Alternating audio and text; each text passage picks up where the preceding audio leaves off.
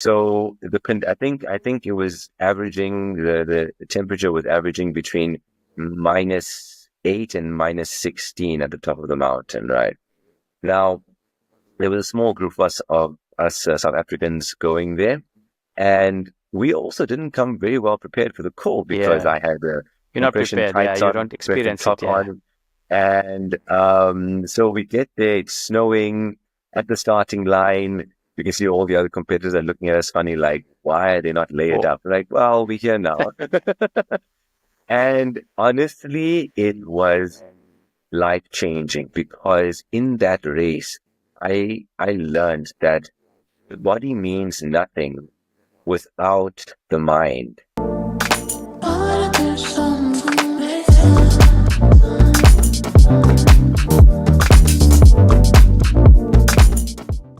yes, guys. Welcome back to Zen and Now. Today, we're diving into the world of endurance and grit with Raees Kajee, who is an OCR hybrid athlete.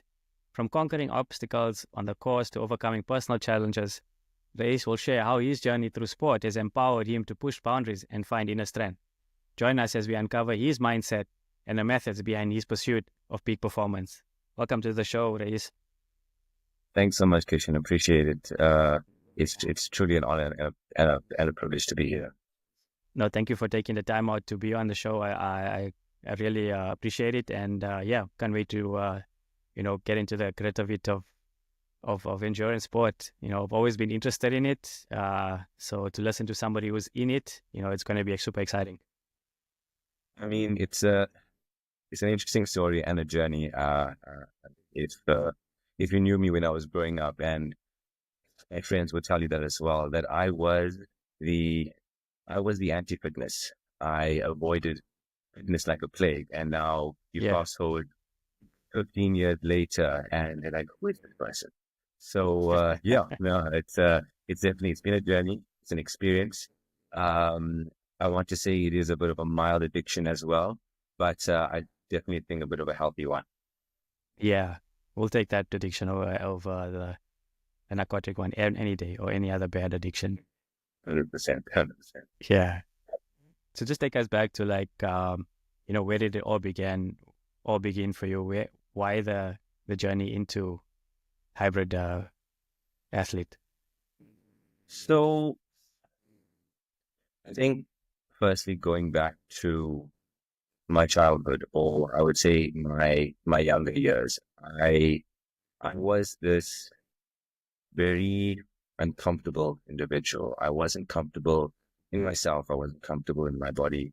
Um, I mean, obviously people will have differing opinions on it in terms of, being underweight versus being overweight. I was majorly underweight and I could never put on any weight. And I think for the longest time, I just kind of accepted it.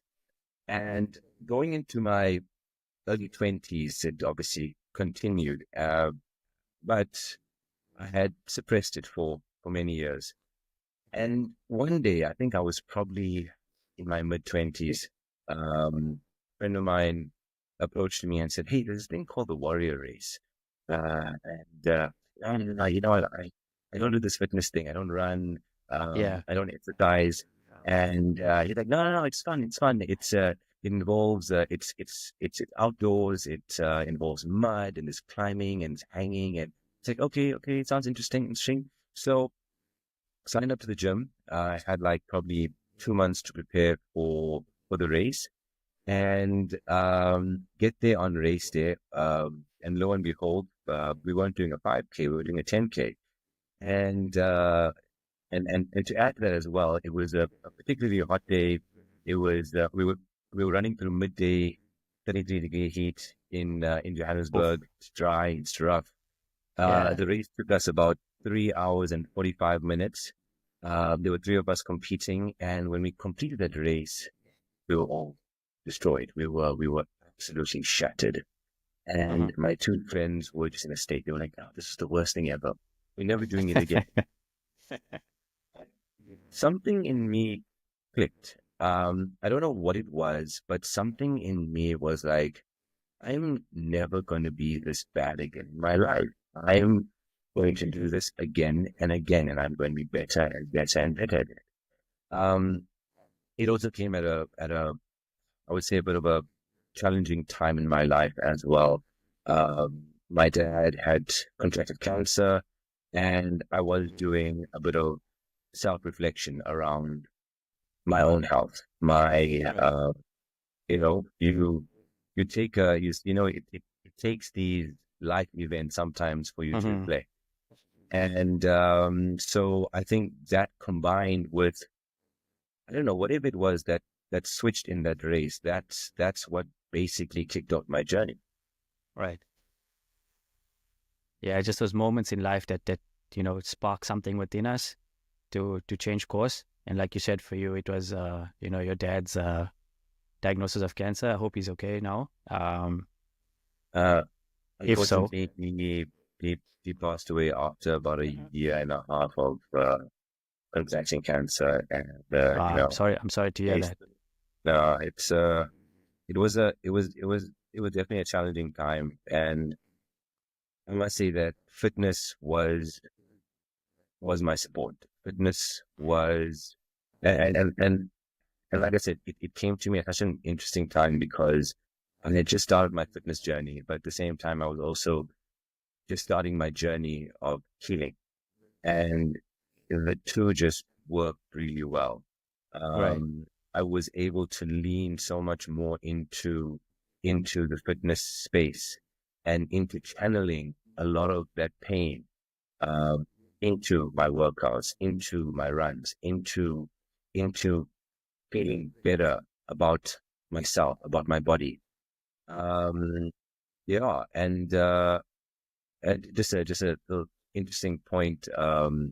So the warrior race that I had competed in, um, which took us, like I said, 3 hours and 45 minutes to complete.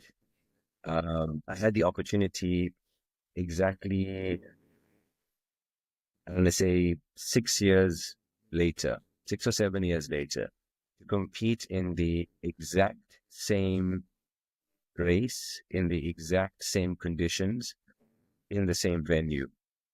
Yeah. Um, and from a 3 hour, 45 minute race where I felt like I was going to die to placing top 10 and completing in 59 minutes. Um, and when I had completed, I actually just sat down at the finish line and just smiled because I was like, wow, you know, I hadn't thought about it up until that point.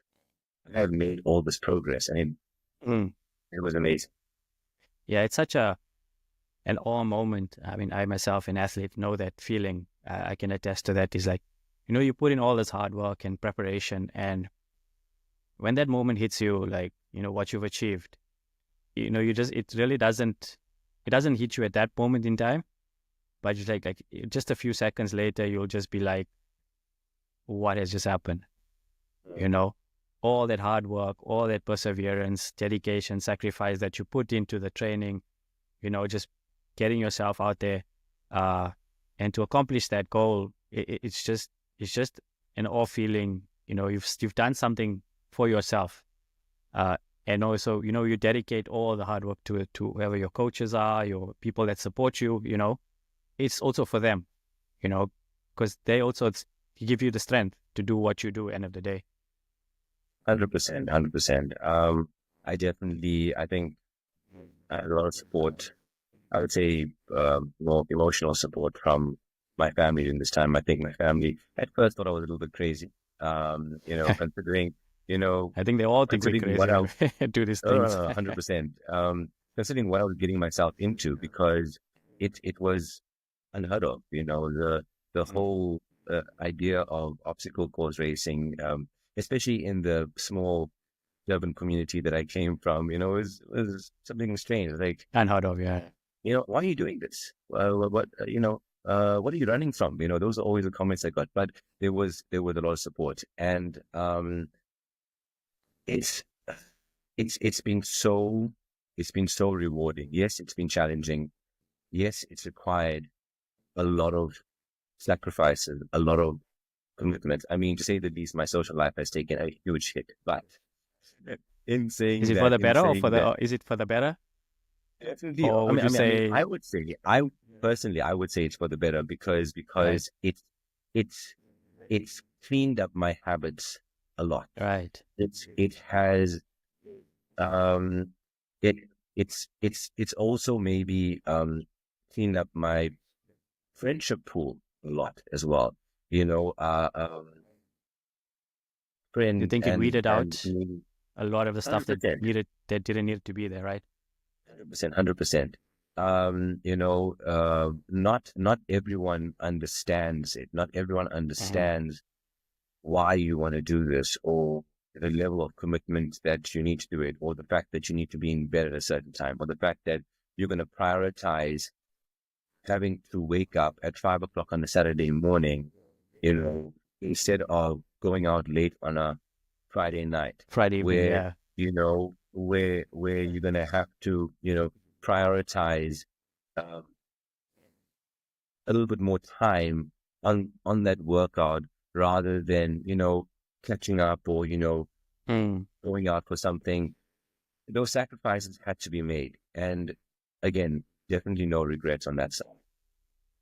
Yeah, it's one or the other. You either choose to, give yourself 100% to actually what you want to achieve, or you don't do so, and you'll feel the effect. I myself, I think I sacrificed, but I didn't sacrifice enough.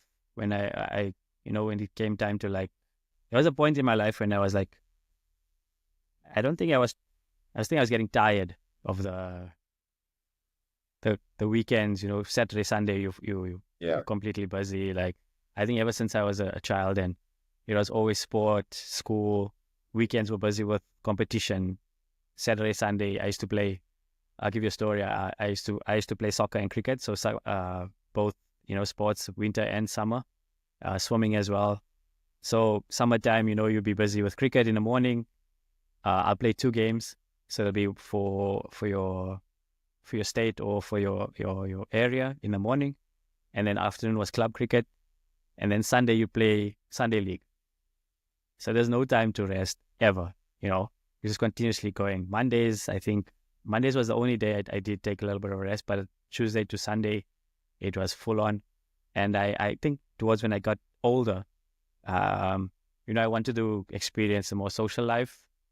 So I would go out on a Friday night, Saturday night, knowing that I'm going to be playing the next day. And, I think now looking back in hindsight, it was a detriment of my performances. But I think I was in a different phase of my life where I was so invested in sport and athletics for so much of my life that I wanted that social aspect, you know. So I admit now that it wasn't the right choice for me, but it's something that I have to reflect on, you know, 100%. and accept that, at that point in time I could have done better. But you know, we love and we learn as we move on. It's interesting. I think there's two interesting points. I think one is,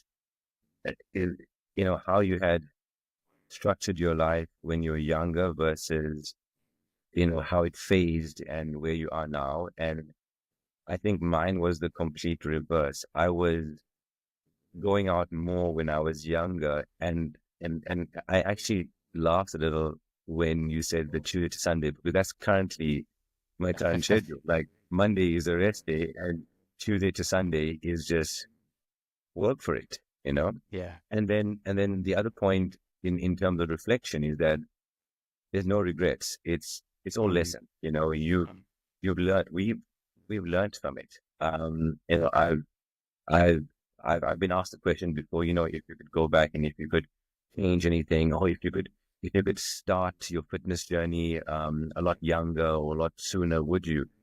And the answer is always no. I wouldn't change a single thing because I don't know the impact it would have on me later in my life. Yeah. And everything that I've experienced has molded me into the individual that I am today. And I've definitely become a lot more comfortable with that. Yeah. It's such an inverse experience for both of us, but I think it's a lesson in it's never too late to start, No, and it's 100%. testament for you for, like, actually taking on this challenge for yourself, or this experience. And, you're just wanting to see what's out there. And you didn't know what was going to happen. You didn't know how was it going to turn out. You didn't know this is going to be my life path. And, you tried it. And that's why I keep on now, like in my socials or my messages to people, is just try. You never know what's going to happen. It might work, it might not. It's okay. Some things work and some things don't in our life. And that's where we are. That's where I am in my life right now. Is just try something. If it doesn't work, so be it. It's okay.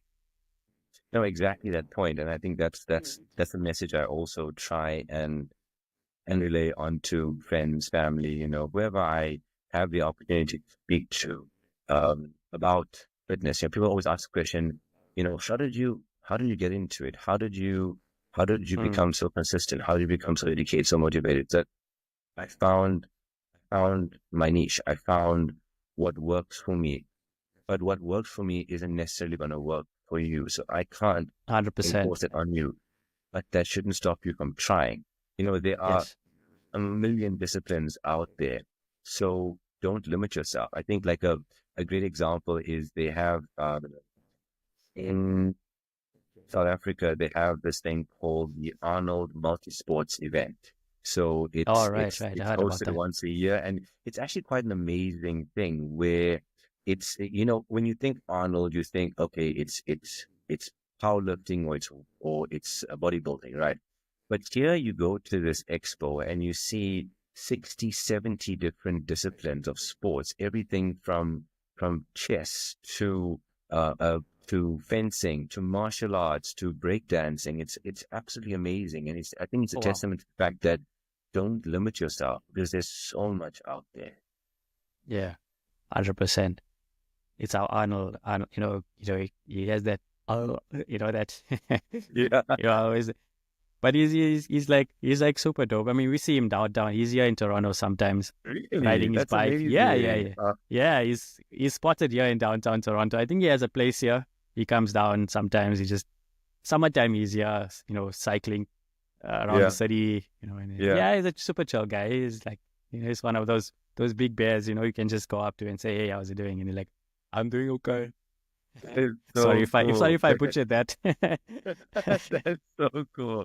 That is so cool. No, but like I think, if you look at him and if you look at so many of these uh bodybuilders, weightlifters, powerlifters, it, or not even just in those disciplines, but I mean cross discipline. They live, people will say, oh, they had the support, they had, no, yes, they had that, but it's that commitment, it's that Mm, conviction, it's that willingness to go beyond and push in every moment and put your discipline and put your whatever it is before everything else. yeah, that's very true. And one thing, one race I think you were part of, or one organization, is the Spartan, Spartan race. Yeah, You know, that's an interesting I one. know That's an interesting. it's a bit of a challenging race. How did you feel, going into that race?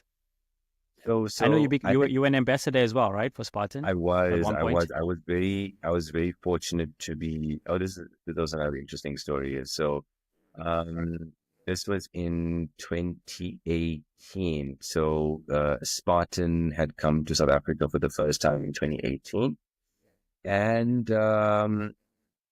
they had launched their first race. And I honestly, I had never heard of Spartan properly before that. And so I participated in the Spartan race and I did pretty well.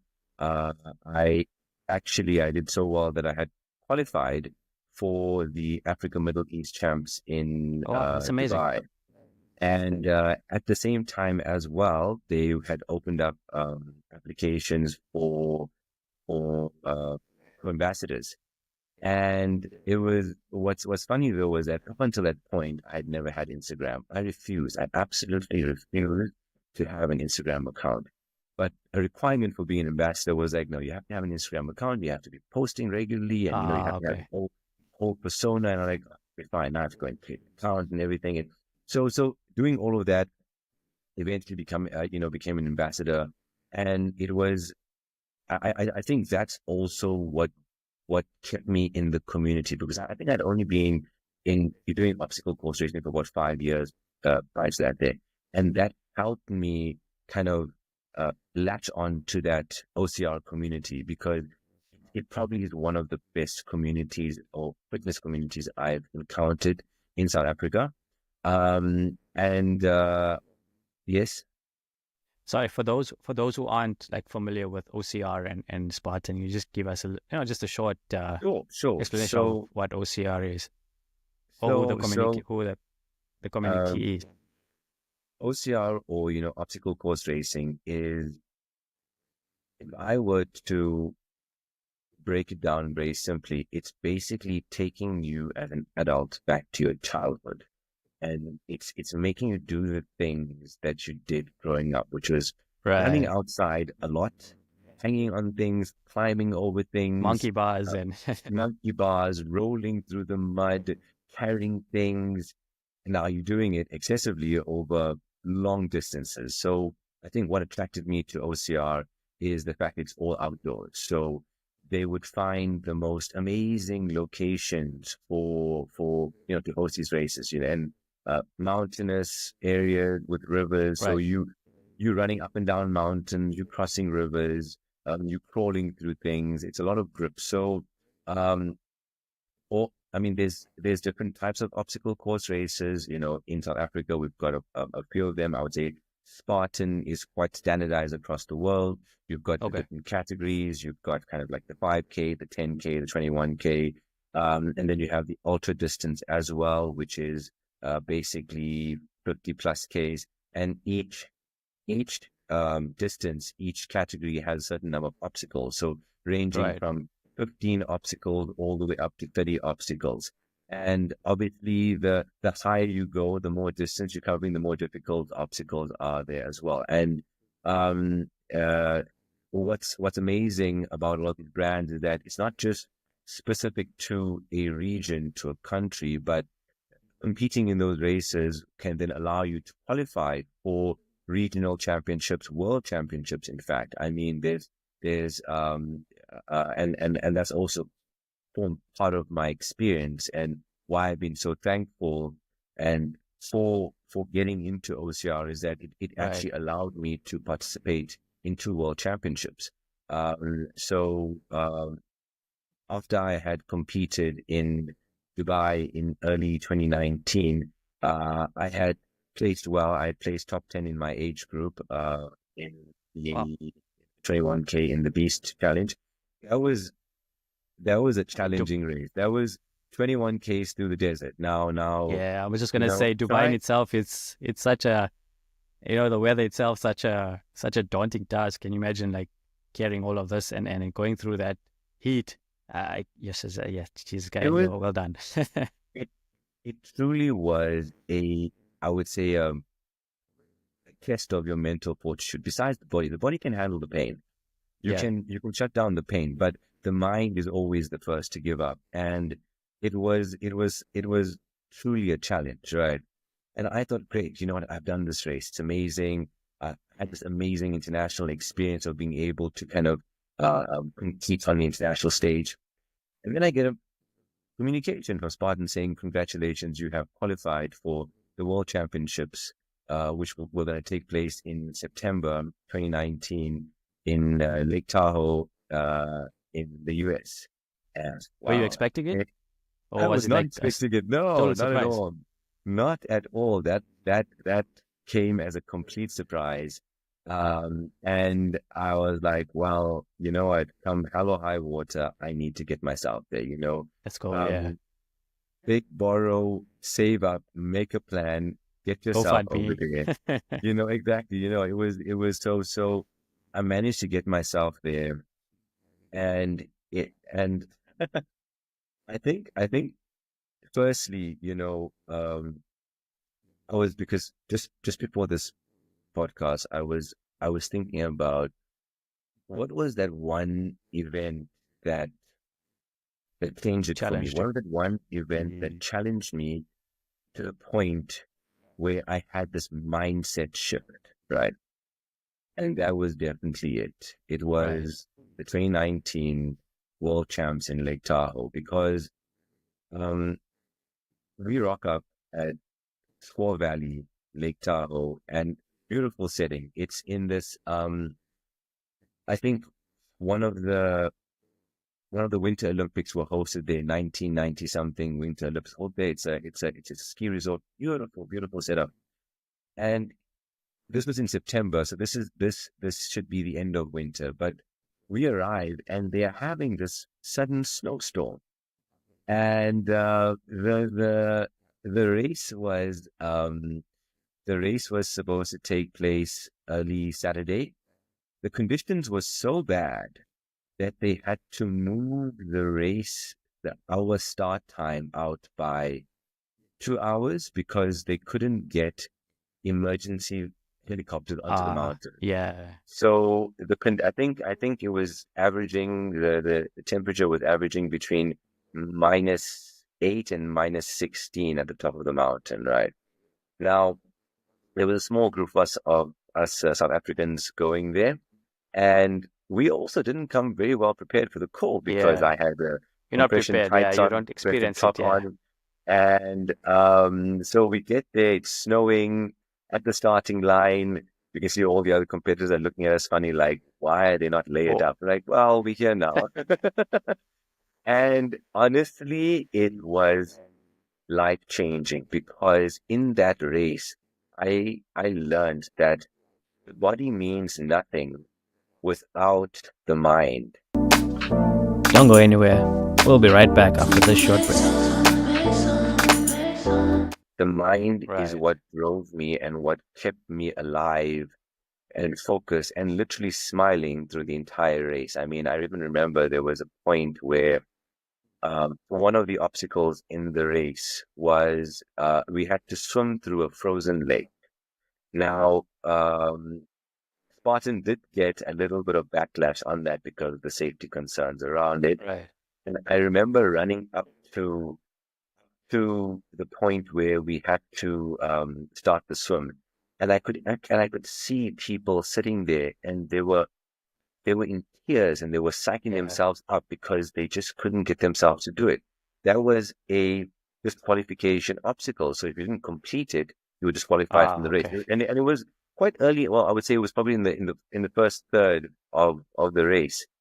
And as I'm running up, I'm just reminding myself, it's fine. It's just a swim. It's just a swim. Run up, slip down into my shorts, shove everything into a Ziploc bag, And go. put the life jacket on. The guy tells me, don't think, just swim. Swim across, swim back, put everything back on, run down the mountain. It was amazing. I mean, What was yes, the I couldn't distance? What feel, was the swim distance, if you don't mind me it asking? wasn't a very long swim. It was probably like 150 meters. Oh, Um, okay. But still, in like freezing waters, it's still, it freezing feels like, water. yeah, that would feel like an age. It it it did, and I mean, I can visualize it right now. I think the one thing that always sticks with me is how I felt afterwards. I felt amazing, but I couldn't feel my arms and legs. Like I had lost most Mm. feeling in my arms and legs. So I'm running Oh, down the mountain now sensitivity. Yeah. with these blocks of ice as arms, trying to get my feeling back. And Like just at the same bobbling time, around. thinking, I've got this obstacle coming up and I need to actually be able to hold on to it. So that was yeah, that was a fun that was a life-changing experience for me. Uh Yeah. and coming out of that race, I realized that sorry, going into the race, I didn't feel as physically prepared as maybe a lot of my competitors. Coming out of the race, I realized that I spent more time focusing on my mental preparedness, and that made the biggest difference. And how do you prepare mentally? I know physically we know how to prepare, but what's your go-to mental mental schedule or mental, like I say, mental routine to prepare you for something like that? I think I'm thankful for what life has thrown at me because it has organically prepared me for situations like that. Um, I, I think there was also in 2019 as well, I was going through a difficult time in my personal life. And one of the big lessons that came out to me at that time the was the element of, or sorry, was the concept of control. And that I I started internalize the fact that I don't actually have control, or control is an illusion. The only Right. thing I truly have control over is how I respond to a situation. So I can choose to respond in a positive manner or in a negative manner. So thinking about the race, I in seeing the conditions, I could have chosen to say, "Oh, this is terrible, this is horrible," and half the battle's already lost now, right? Whereas I went in there and looked at that, this is beautiful. These are beautiful mountains. I've never seen or ran through snow in my life. This is amazing. There's amazing people around me, and every moment was a gift. Right. So that was a choice. That was a conscious choice that I made. It also did help that prior to that as well, I was doing a lot of ice baths and cold showers. So that did definitely help from I would say, a bit of a physical, mental preparedness as well.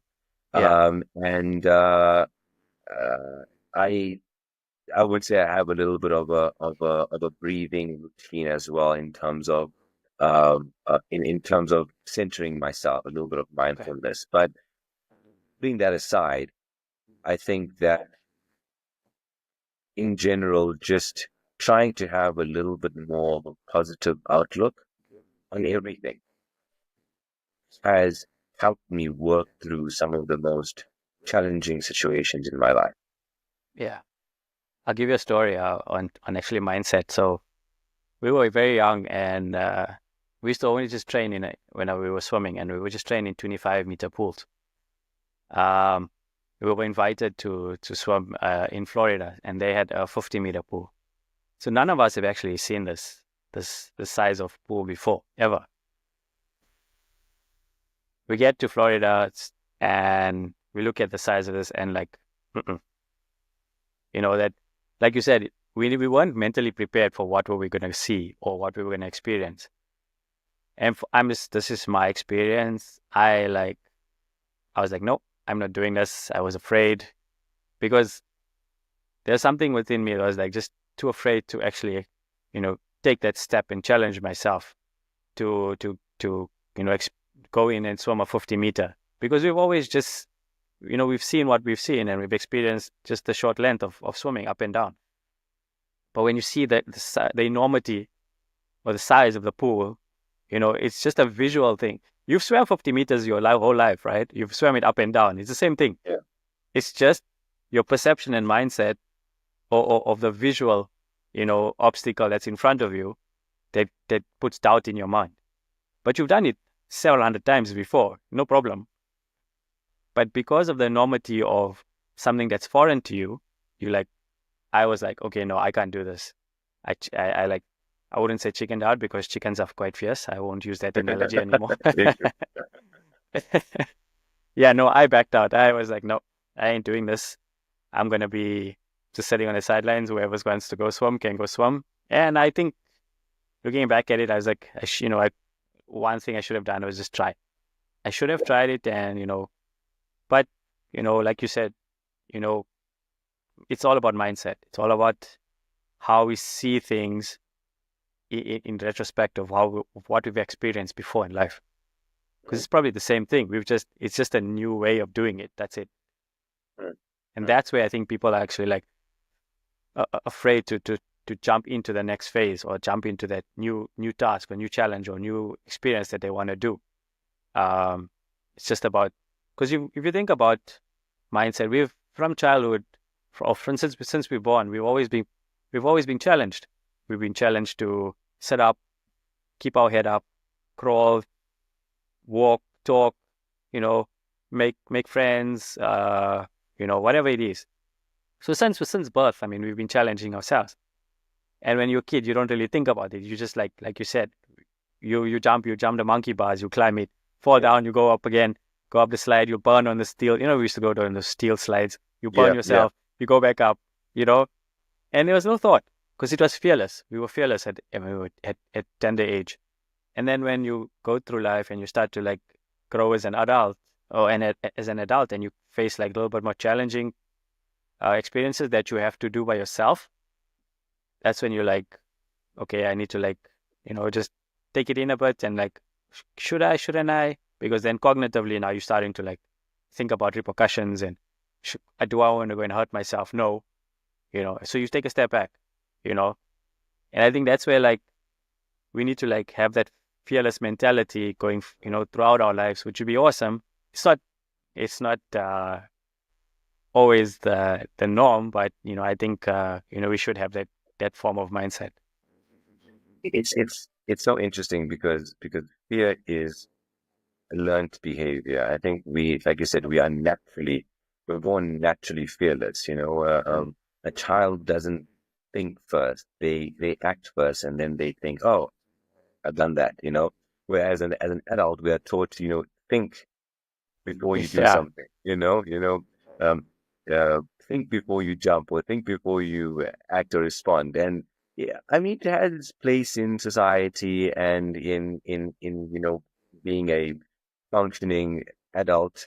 hmm Um, but in a lot of cases, it also limits us. I think someone said it. What's it? Fear is the thief of joy. I might be completely yeah, it uh, makes sense. Makes sense. misquoting that, but fear. If if if I gave into fear, I would not have achieved a fraction of what I have in the last 10 years. Not to say that there isn't fear. I mean, there's Every day, definitely a yeah. lot of fear. I mean, um, coming into this podcast, I'm like, when I be talking to people, like in public, well, not in public, but like, yeah, or It's gonna be like broadcasted to a it's going wider to broadcast. audience. People may hear the message, Yeah, well, all of these things go to your mind. And then I was like, but you run these crazy things and you put your body through so body. much and yet there's no fear there. It's interesting. I mean, I think in some cases we pick and choose our fears as well. Mm, Um, 100%. yeah, no, um, I think being fearless and sorry, I just thought about something now. Um, when we spoke about the how do I prepare for these dueling challenges, not just the Lake Tahoe race, but I would say any of these races, or how. And I think it's also really an example for how to prepare for difficulties in life. And a coach of mine, a good friend of mine who I trained with a while back, said we need to learn to become comfortable with the uncomfortable. Hmm. So every day, try and put ourselves in a situation that makes us even a little bit uncomfortable until it starts to become comfortable, Yeah. right? Challenge ourselves in that way. And that's where growth takes place. Because if we just continue to do the things, and this is something I tell my daughter all the time, continue to do the things that we feel comfortable with, or so my daughter does jiu-jitsu, and she she doesn't want to spar with an opponent that's going to challenge her a little bit more. It's like, well, Mm, then how are you going to learn?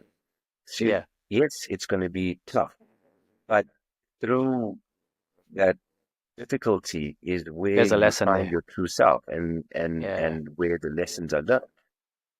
Yeah. No, I agree with you 100% there. It's like I myself struggle with anxiety. Or not, I don't struggle with it. Like, it's just something that's part of me, you know. trying to refrain how I say that nowadays. Yeah. In a positive way. It's just part of me. Yeah. Um, but yeah, it's like sitting with those anxieties that make you a bit uncomfortable, and accepting. When you start accepting that it's just part of you, it's not actually who you are in the general makeup of terms. It's just something that you've experienced that you felt uncomfortable with. Now it sticks with you that it's an uncomfortable experience. But in actual fact, it's just something that, I ask myself, uh, does it harm you? No.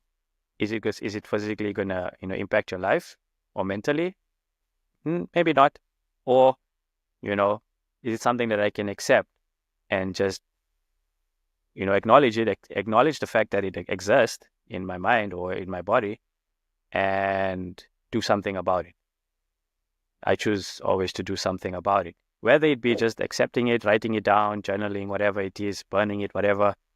I do my own process of how I deal with things. Yeah.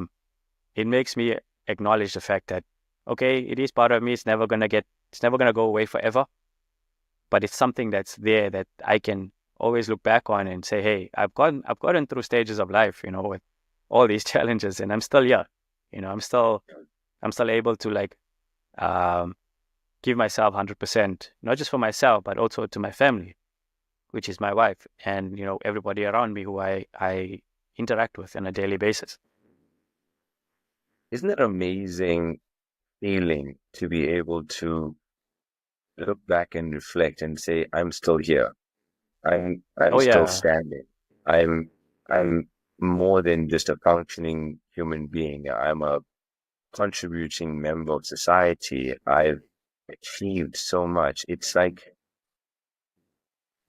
it truly is beautiful and amazing to be able to have that reflection. I think that we too often get caught up in the what don't I have, but what haven't I Mm, achieved, but what's wrong? It's I mean, fine. It's a little bit disingenuous coming from a position of privilege. I mean, I didn't have an easy upbringing, but you know, working my way to where I am right now, I can say it is in a position of privilege. So I would say it is easy to say that, but even growing up, still having this mindset and still being able to reflect on life and saying, I'm doing something, I'm achieving something, I'm being mm, someone. It's amazing.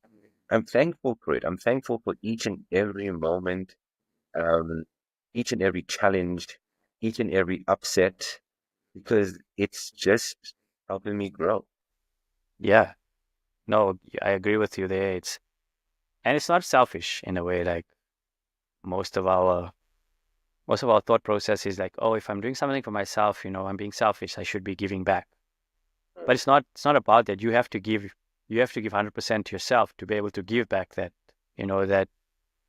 uh what you need to give back. And like you said, you have a daughter, and I'm sure like if you're not there 100% for yourself, you won't be able to be there for her 100%, or whatever the amount is that you need to obviously just be there for her. And I'm sure she probably, looking at you as a dad and like as a motivation to say, hey, look, my dad is doing all these difficult things, and he's still so humble. He's still so, grateful that he's able to like, be there for me as well.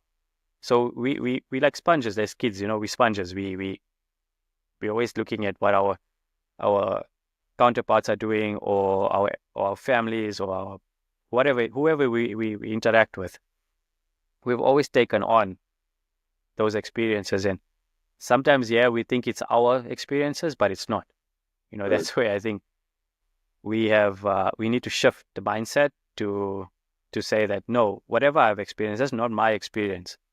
I've just witnessed something that was a bit uncomfortable for me at this moment, but it's not my experience, and don't take on that energy. And that's why I think we go through bouts of depression or anxiety. We struggle with PTSD or any stress disorder that we experience, and we need to refrain how we acknowledge those experiences, you know, And yes, some of them are very traumatic. Don't get me wrong. I'm not discounting those experiences. It's just the quicker we are able to acknowledge the mindset that it's not our experience, the quicker we are to able to begin that healing, to accept that it's part of us. It will never go away. It's part of our life forever. But we can sit with it comfortably, knowing that it did not harm me in any way. It's just an experience that I've experienced or just witnessed. That's it. I don't know if you I'm agree. taking that away with me. I'm taking that away with me. I mean, that's just everything you've said right now is just it hit home so hard. But so thank you. Actually, I think, and it's interesting. I think I needed to hear that at this moment in my life as well. So it was a nice reminder. I definitely don't believe in coincidences, but this was definitely meant to happen. Right. But No, you're welcome.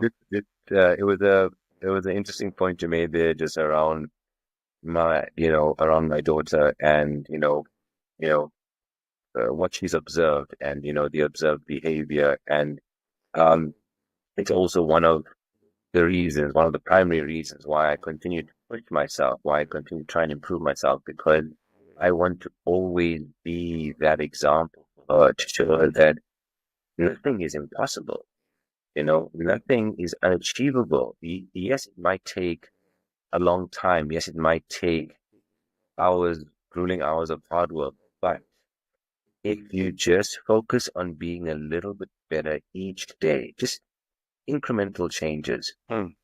nothing is unachievable. And I look at her and I beam with pride so often because she is a replica, or almost a replica of who I am now and not who I was as a child. Right. Because if she was replicating the behaviors of me as a teenager or as a child or as a young adult, I wouldn't feel as comfortable. But Hmm. now, at this point in my life, she's active. She's got an amazing demeanor. She is very respectful, and that just keeps on edging me on to be better for her, not just for myself. Right.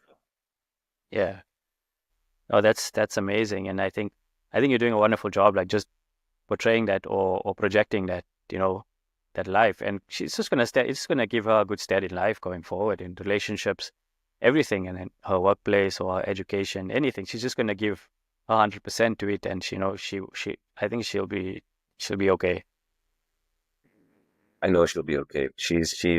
There's no other way that she can be. I think that's a another little life. I wouldn't say life lesson tidbit, but I mean it sounds a little bit cliche. But every now and then I'll just remind myself, you know, everything will be okay. No, sorry, in the end, everything will be okay, because if it's not okay, it's not the end. Yeah. So it might not be okay right now, and that's okay because right now is temporary. But Yeah. at some point, it's going to be okay. Like they always say, enjoy the journey instead of the destination, because the There you journey go, is where all the excitement, happens. 100%. And OCR and being a hybrid athlete, it's a solo adventure. How important is community, you know, to you, you know, through these events, That's an amazing or question having because, community, yeah. with you to support you along the way? So, oh, that is such a relevant question to me right now because for the longest time, I would say for almost 90% of my fitness journey, it was a solo mission. It was me versus me, which it still is to a degree. I mean, I am my own competition most of the time. Um, but and yes, I would say in the past few years, there has been elements of community, but you only really experience that when you go to the events, to the races, when you go to specific facilities to train, and you'll see the people, see the races and such, and it's nice to catch up and, we'll motivate each other and such. But when the hard work is being done, most of the time it's just me alone. All And right. in the past year and a half, I I've I've seen a shift in myself because I've met people. Your vibe attracts a tribe, and I've met people at the gym, and these individuals align to the way I train, to the way I Mm. think, to that level of intensity. And even in terms of my fitness group, I I found that I train a lot harder, a lot. I can push a lot more. I have a lot more to give when I'm Right. training with these individuals, when I'm training around them. So if you ask me this question 2 years ago, I'll be like, you know what, it's solo mission. You versus you can get it Yeah. done. Community is important. Surrounding It's yourself similar with to the right CrossFit, right? people. It's similar to like the CrossFit You know, journey. Like, that's no? a that's a that's a Okay, I got it wrong then. some people might say that's a triggering statement. Like, oh, don't say no. I have huge respect. I have huge No, I'm respect talking for in CrossFit terms of athletes. community, like coming together, like Okay. Hundred that. percent, 100%. Very, very similar. I mean, one of the things that I'm doing right now, so I must say, obstacle course racing, has, I would say, has taken a bit of a sideline in the last year. I am still competing, but my big focus has been on high rocks. So high rocks is more on the hybrid side. It's Okay. combining a lot of running with a lot of endurance, strength endurance type activities or exercises. It's I think it's changed my view on fitness and what it is to be fit. Because if I Yeah. think about how I've trained in the past 12 to 14 months versus before that I've seen more growth and development in terms of my endurance, my speed, my strength, all definitely thanks to my coach. But in the past 14 months, and I did in the 8, 9 years prior to that, it's definitely supplementing uh, the progress I've achieved from obstacle course racing. And obstacle course racing is still, close to my heart, and I will still be competing. But this is now adding to it. It's giving me something else to focus on because Yeah. for me, fitness You're just isn't just, upskilling oh, yourself. That's it. You're always upskilling and 100%. yeah. 100%, 100%. Fitness, Yeah. fitness isn't just a lifestyle. It isn't just, oh, I want to be fit for the sake of being fit. No, I want to be fit to achieve something. So there's always a goal. Okay, cool. High rocks in 2 weeks' time. And then there's a warrior in a month's time. And then there'll be a trail run a month after that.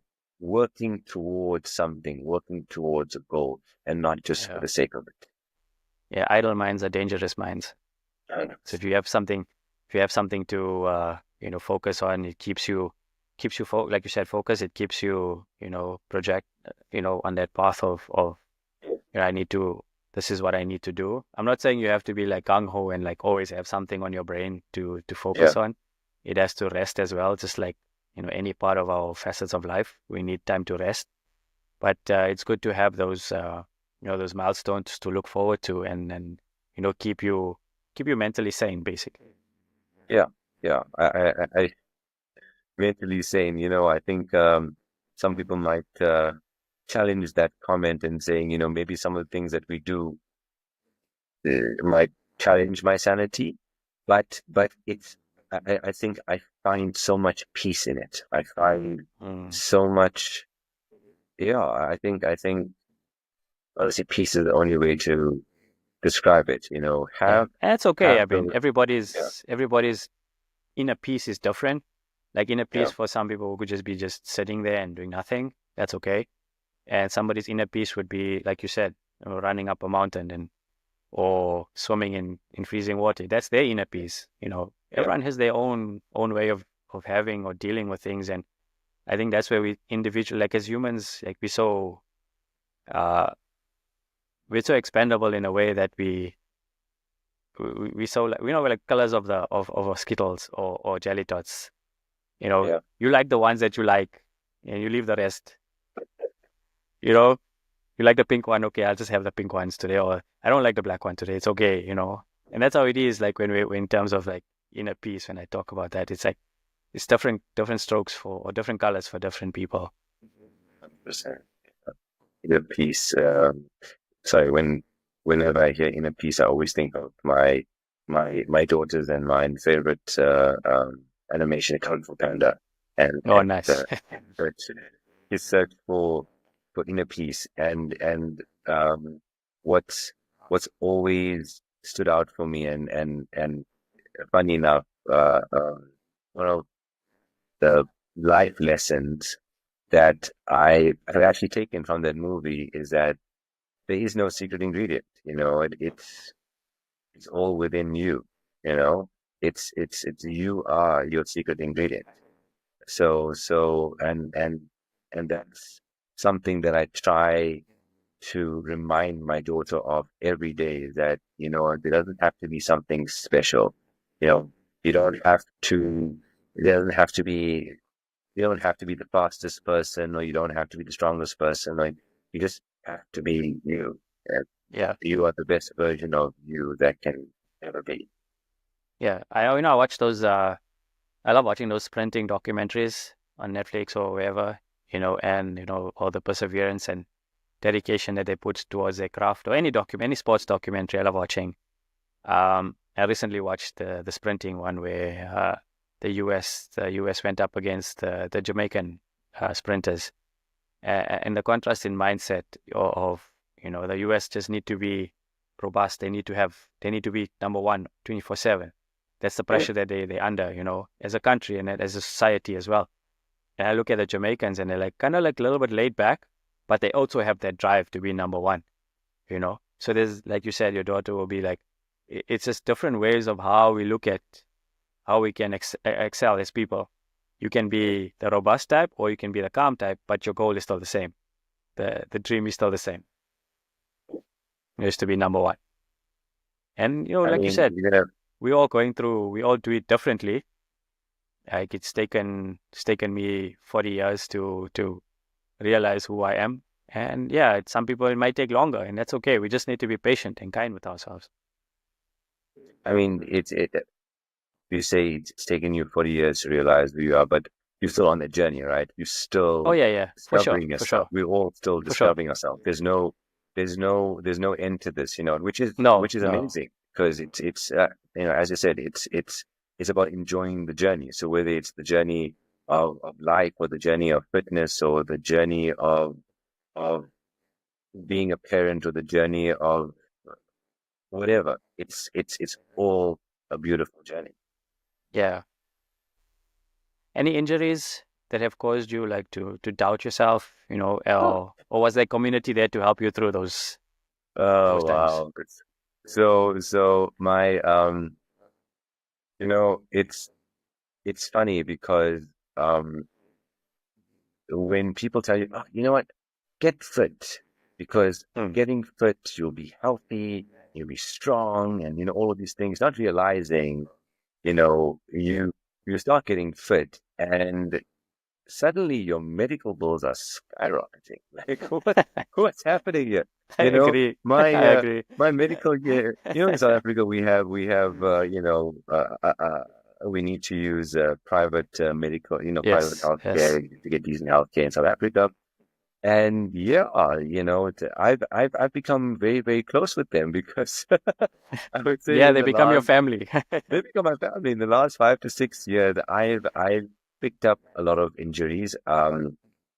You know, there's there's very rarely a morning I wake up where I'm like, I feel good. My body feels nope. There's Mm-mm. always some level of pain I'm experiencing, not bad pain. I have, I've broken each of my legs individually, on races, actually. And you would think, you know Wow. what, the guy's broken his leg on a race. You know what, he's gonna stop now. No, no, sorry, I wasn't. You know, that was never gonna happen. Broke it, healed, got back. Broke the other leg, healed, got back. Great. I think the worst injury I experienced was in February 2023. And this wasn't a race, or I want to say typical fitness Yeah. injury. Yeah. It's actually a little bit embarrassing, but I'm happy to share. I uh, tore all the ligaments in my left knee. So Oof. ACL, MCL, all the CL. So literally, I Mm. mean, it was funny. You know, you go to the orthopedic surgeon and he pulls up your MRI scan. He's like, "This is what a healthy knee is supposed to look like, and this is what yours This is looks your like." And you see, there's this big space there. That's meant to be a space there. There's all these things flapping. It's not meant to flap. Anyway, that's the problem, right? So I tore all the ligaments in my knee, and I did it by taking my daughter to bounce. So oh. Oof. yes, so I was, Yeah, it's a and dangerous place that. it is a running joke in my family. Like my brothers and my mom would say, "You do all these crazy things, and then you go and jump on a trampoline, and you tear everything in your knee. Everything. That is amazing." So that was that was definitely a challenging time because of all the injuries I experienced. That was the first one I actually had to go in for Mm. surgery, and it was quite a long recovery post that. There was a lot of, I think, what helped me was my my commitment to my rehab. So, I mean, I didn't every day at home. I would do my rehab exercise, painful as they were, multiple times a day. I had the surgery in Feb. I was told that I wouldn't run again, or I shouldn't run again for at least a year, or compete for at least a Wow. year post injury. Yeah. In June of that year, I competed in, I think it was a 6 hour obstacle course race, endurance obstacle course race, and I placed top five. In December of that year, I competed in the Spartan World Champs in Abu Dhabi and finished, no injury, did well. In that year, I I competed in a few other races, in warrior races, in a, and it was always a surprise to see people there because they'd be like, "Did you just have ACL surgery?" It's like, "No, no, no, no, had it done, done. Should you even Yeah. be Yeah. here?" I was like, "Well, Well, I'm I'm here. here. I'm here. That's the important thing." So again, I think that was a reminder as well in terms of uh, Mindset. mind over body. Yeah. Mind, the body will always do what the mind tells it to. Yes, there's perceived limits to that. Don't give in to the naysayers. You know your body. You know what you are capable of. Capable You of. know Yeah. what your limitations are, and you know how much you can push yourself. So Yeah. that was my mindset at the time. It's like, well, and it's not like I didn't get the okay from my physiotherapist. I mean, I've been seeing her for a good few months, Of and course. Of course. Yeah. yeah, I mean, I We wasn't going didn't to do just go in and like, anything. No, yeah. 100%, 100%. So I would say of all my injuries, that was probably the one that really put me back. I think the injury also came quite close to a big race that I planned in March, and so that was a little bit disappointing as well. But all in all, it was uh, an amazing life lesson, and I wouldn't change it. Yeah. 100%. I'll just share with you a similar, well, not similar, but mine is also a bit of a joke, family joke going forward. So I wasn't getting engaged on the Saturday. Oh no, Sunday. This was in 2011, end of 2011, December. And I decided, okay, let me go and play indoor soccer on a Monday. Yes, whole and behold, uh, I collided with somebody I didn't know at the time. I just felt my wrist go. I didn't know anything. I didn't. think of anything. All I knew is something is wrong. I got up, couldn't drive. I went, my friends helped me home, whatever, and I went to the hospital and I got the news that I broke my wrist, like clean break, like literally clean break. Like stick the word, yeah. And like this is like a few days before my engagement, right? Yeah. So if I call my wife and like, yeah, she was not very impressed, that. So she rushed over, she came over and like saw me, and then um, it was such a defining moment, I think, for me in terms of resilience. Of yes, it was an innocuous thing to do, but it's something that I learned not to do going forward. Mm. Is that if there's something that's very important, and knowing me that I've always like just pushed myself 24/7. My body was like it was not my temple. It was literally my construction site. I would Yeah. put myself through games. I would acknowledge. I would say yes to people like, oh, let's go have a game. Yeah, sure, let's go, let's do it. But now I understand that I cannot do that anymore to myself.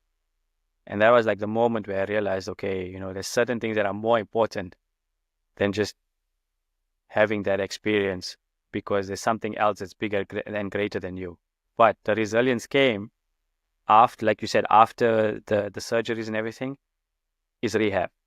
That is, Yeah. I always say that is the most challenging time for anybody that goes through life-changing, an incident or something that's challenging them physically, mentally as well. Because yeah, you can go to the physio and do what you need to do because they're assisting you. It's what you do at home that that speeds up or accelerates that recovery. So if you don't do the work at home or behind the scenes, it's never going to get to that stage where you feel comfortable enough to use that muscle again or to use that leg again, your knee, to trust it, to say, okay, I can trust my knee to do this obstacle right now. Because if you don't Yeah. trust it, your battle's lost already, you know. Yeah. So that's where the mindset, like you said, like your mindset, you trusted your knee to do the best for you so you could place in those events. And just on the point of of rehab, that's a true test of your commitment to Mm. yourself and your to your longevity, to your discipline, to whatever it is. That are you willing to do the hard work even when, even in those moments, even in those very trying times, Yeah, because you're not just battling a physical pain. injury, battling pain, you're battling mental anguish from the thought of you not being able to do something which you love so much and you're so passionate about. Yes. All of these thoughts are constantly swirling through your mind. And through all of that, you need to push yourself to get it done. Mhm. Exactly. Yeah, it's a testitude of your mental strength, because the mind will do what you tell it to do. If you tell it to heal your body, it'll heal your body. I always remember this one thing I watched. I can't remember the reference of it. This guy broke every bone in his body. I mean, in his back, like all the levels, all gone. Yeah. Couldn't walk, couldn't sit, couldn't do anything. Um, and he just relied on his mind to help him heal. Obviously, with surgery and the Sure. medical department and whoever the physicians were. And hold and behold, he started to recover, and they couldn't understand. But he set his mind to tell his body, okay, please help me. Every day, just saying, just help me heal, help me get back to just setting up again, the small milestones. And then eventually, he was able to recover. And I think that's where the how powerful our we don't we don't we don't we underestimate how powerful we are. We take ourselves for granted, but we can do a lot of what we want to achieve if we put our minds to it. Oh, for sure, for sure. It sounds cliche sometimes that, Yes, of course. mind over matter, but it's so true because there are so many stories, besides the incident that you've mentioned now, where people have come back from, the most ridiculous accidents or injuries or whatever situation. And from that, I mean, there was this guy that I was following on social media, and his journey of recovering from like multiple cancers to then running multiple marathons, from being in a condition where he could barely walk, where he could barely function on a daily basis, to being Yeah. able to do a sub 3 hour marathon. It's absolutely amazing because it's nothing to do with the body. It's literally, as I said, it's just the mind. The mind is so powerful and so underutilized. It's like Yes. They say we only so use what underutilized. 10% of our brain, right? No, As a normal exactly. human being. It's so underutilized, and I look at again, thinking about my child. I'm like, you've got this beautiful brain, just like use it more. You know what? But then it's also a reminder to myself as well. Yeah. Yes, we have to remind ourselves as well. Yeah, man, we can have this discussion the whole day. It's truly inspiring. Just before we wrap up, anything you'd like to leave, behind for the listeners, wanting to start on their journeys, or just something that you would like to leave a legacy as a hybrid athlete. Um. So whether it's fitness, I think we've made this point already. Whatever it is in life, right? It, it doesn't. It takes nothing. It doesn't hurt to try, because you will never know until you've given it a shot. You know. Then I think people are always afraid when it comes to starting their fitness journeys. How do I start? Where do I start? Hmm. Do I sign up at the gym? Do I work out at home? Again, try. You have to figure out. You might be the person that actually, I don't want to be around people. I'm happy to work out at home. Great, do it. There are millions, millions. I Yes. mean, the internet is filled with tutorials, Yeah, and it's I littered. mean, literally YouTube, go on there, and there are so many things to do. Start basic push-ups, pull-ups, squats, sit-ups.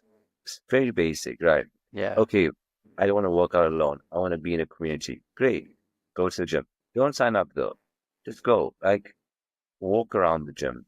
Get Yeah. comfortable with being in the gym space. A lot of people feel intimidated. Like, oh, there's all these people. Trust me, no one cares. Everyone is Yeah. there for themselves, right? Everyone is there to better themselves, and they're not worried about, or they're not looking at other people. They're not concerned about, and but I would say equally as well, they are there to help. People are really friendly, Yes. and Of I course. found that as well. I was very closed off for a long time in the gym space, and I realized, oh, some really nice people here, right? When Hmm. you open yourself up, when you allow yourself to have that conversation, hey, listen, what are you doing there? Oh, it's an interesting looking workout. People are really friendly. Yeah. So try, open yourself Yeah. out. Get a feel of different things, different disciplines. And most importantly, and I would say this is my last takeaway here, is consistency. Don't focus on, I need to achieve, I want to lose X amount of weight, I want to run this distance, I want to run so far out there. Don't worry about that. The results will come. Just be consistent. If you're committing to 3 days a week, come hell or high water, doesn't matter what's happening in your life, get it done, right? Hold yourself accountable to whatever you are committing to. Yeah. Consistency is the most important thing. Yeah. It's been a running theme on this podcast lately, consistency and Really, it's good to yeah, hear. yeah, yeah, no, it has been. I think a lot of my guests have reiterated that notion of consistency, and I think it's a very important one to your journey or to my journey. We have to keep consistent, and some days it's not easy, but you'll do the small little wins, and you take it along from there. But no, thank you, Raees, for sharing your journey with us. Truly Thank inspiring. you. Thank you. Oh, you're welcome. It's been amazing. And I hope to chat to you again soon. For sure. Yes, guys. Hope you guys enjoyed this podcast. I'll leave the links to Raees's socials. Check him out. Reach out to him if you're interested in starting as a hybrid athlete. Leave his links to the links to his socials below in the description. And until the next one, guys, stay zen. Thank you, guys.